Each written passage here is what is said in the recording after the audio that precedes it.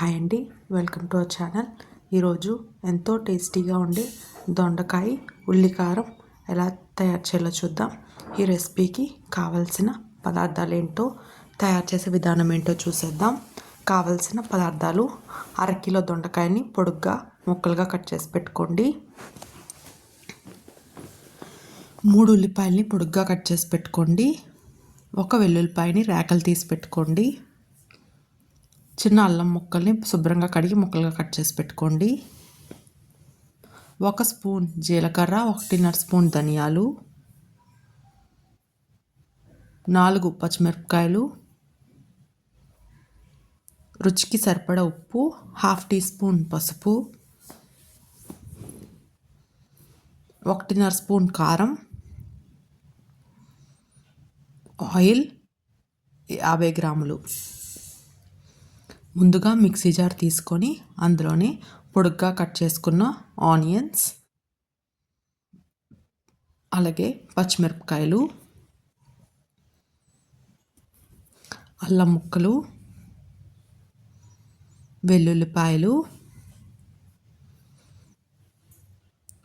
ధనియాలు ఇంకా జీలకర్ర వేసుకొని ఫైన్గా పేస్ట్ లాగా గ్రైండ్ చేసి ఒక ప్లేట్లో తీసి పక్కన పెట్టుకోండి.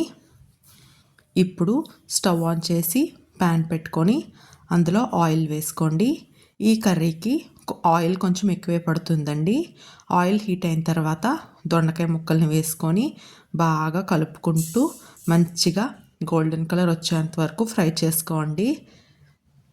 మీకు ఇలా ఎక్కువ టైం పడుతుంది అనుకుంటే మీరు దొండకాయల్ని ముందుగా డీప్ ఫ్రై చేసి కూడా మసాలా కుక్ చేసి అప్పుడు వేసుకోవచ్చండి. కాకపోతే డీప్ ఫ్రై అంతా హెల్దీ కాదని చెప్పి నేను ఇలాగా ప్యాన్లోనే ఫ్రై చేస్తున్నాను. మీరు కావాలంటే అలా కూడా తయారు చేసుకోవచ్చు.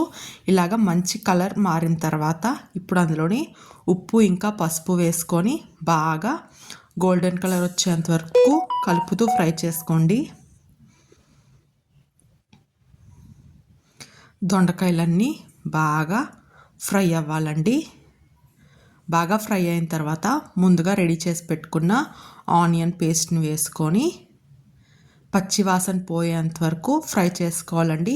ఒకవేళ మీరు దొండకాయల్ని డీప్ ఫ్రై చేసుకున్నట్టయితే దొండకాయలు డీప్ ఫ్రై చేసి పక్కన పెట్టుకొని ఆయిల్లో మసాలా పేస్ట్ బాగా పచ్చివాసన పోయేంత వరకు ఫ్రై చేసుకొని అప్పుడు దొండకాయల్ని వేసుకొని మిగతా ప్రాసెస్ అంతా ఇలాగే చేసుకోవాలండి.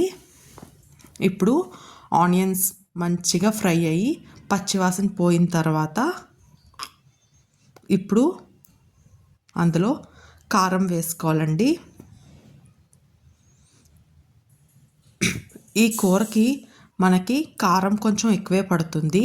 మీరు మీ రుచికి తగ్గట్టుగా కారాన్ని అడ్జస్ట్ చేసుకొని వేసుకోండి.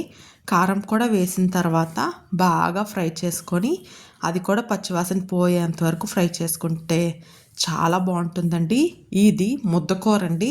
దీన్ని మనం కొంచెం కూర వేసుకున్నా సరే చాలా రైస్ కలుస్తుందండి. ఈ రెసిపీ కనుక మీకు తెలియనట్టయితే ఒకసారి ట్రై చేయండి, చాలా బాగుంటుంది. బాగా కలుపుకొని పచ్చివాసన పోయిన తర్వాత స్టవ్ ఆఫ్ చేసేసి ఇప్పుడు ఒక సర్వింగ్ బౌల్లో తీసుకొని వేడివేడి అన్నంతో సర్వ్ చేసుకుంటే ఎంతో టేస్టీగా ఉండే దొండకాయ ఉల్లికారం రెసిపీ రెడీ అయిపోతుందండి. ఈ రెసిపీ మీకు నచ్చినట్లయితే ట్రై చేసి ఎలా ఉందో కమెంట్ చేయండి. అలాగే ఛానల్ని సబ్స్క్రైబ్ చేసుకోండి.